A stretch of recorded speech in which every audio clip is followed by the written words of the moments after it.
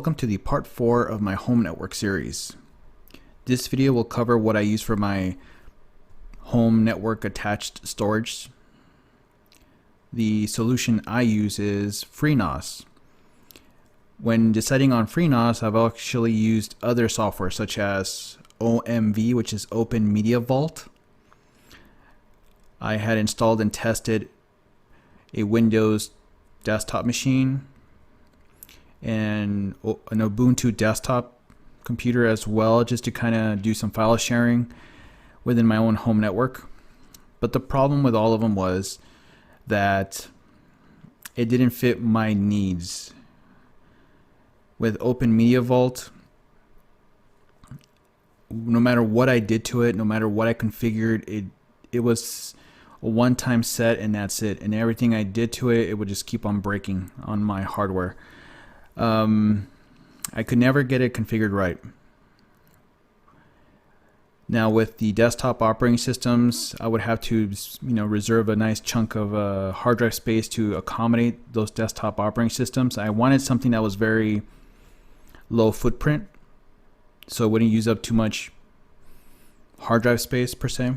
So once I started looking around, once I started doing my own research, I found that I can actually install Freenas on a very small SSD card that's 32 gigs in space. I mean, literally it's its own operating system. It's running 32 gig storage SSD that's not taking up any space whatsoever from the main storage hard drives that I have installed on this Freenas.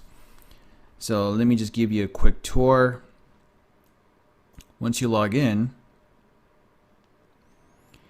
it has multiple features. It's got pretty much the system, what you see here. It's easy to update. You just click here, click on check now.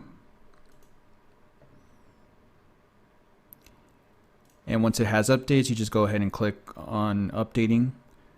If you have any issues, you always have to look over here, because if it's a green light, it means you're good to go. If there's a yellow light, that means something's popping up. If it's a red light, there's something wrong. You just click on it and it'll tell you what's the issue. I've added this. It gives me like a running log of what's going on. I also have this configured to my UPS via a USB cable.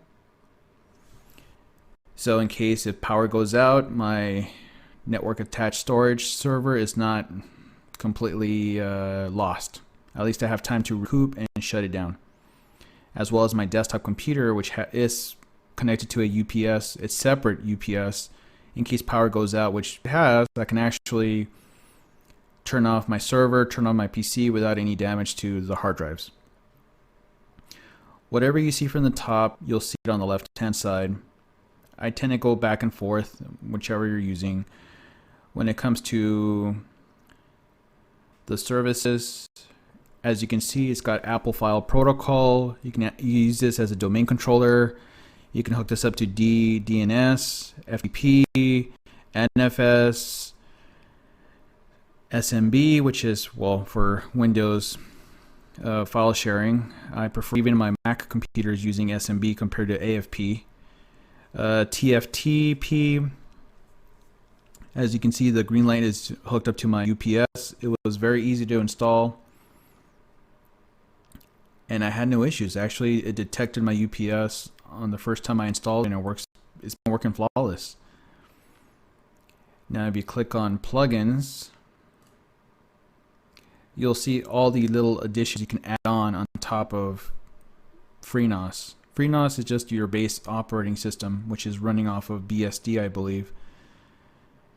And as you can see, it comes with a lot of extra software you can install. I've tried Nextcloud.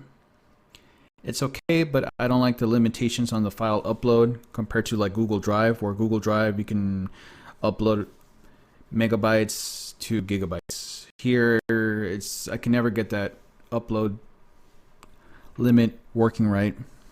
If I wanted, I can set up a Minecraft server. There's also MB home media server, which is great. I've used it, but it didn't have all the capabilities at the time that I wanted. What brought me to using Freenas was also the flexibility of using Plex Media Server. Now I can actually maximize the use of, besides having my network storage, I also have my Plex Media Server, which works flawless. I purchased the Plex lifetime membership, so I constantly get updates. I have to do the manual updates to Plex via the shell, because by the time the updates get pushed over to Freenas and then Freenas pushes it out to whatever I have installed, it could take some time. So if you always want the latest and greatest, you have to learn how to do the shell command line manual updating, which you can just copy and paste the commands, and it takes no longer than about a minute to do all from beginning to end.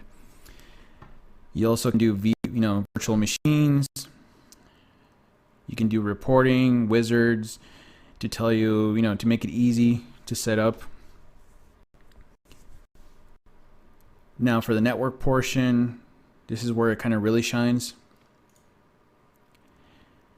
The upcoming project that I already have the network card.